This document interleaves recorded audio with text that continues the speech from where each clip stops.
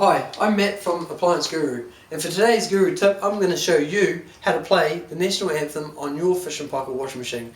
Come with me. First press and hold Advance and Power, followed by wash temperature up for 2 seconds.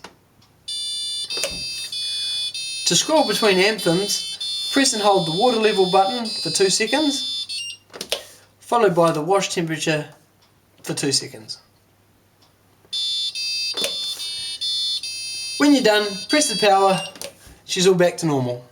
For more Guru tips, check us out at applianceguru.co.nz and don't forget to like us on Facebook.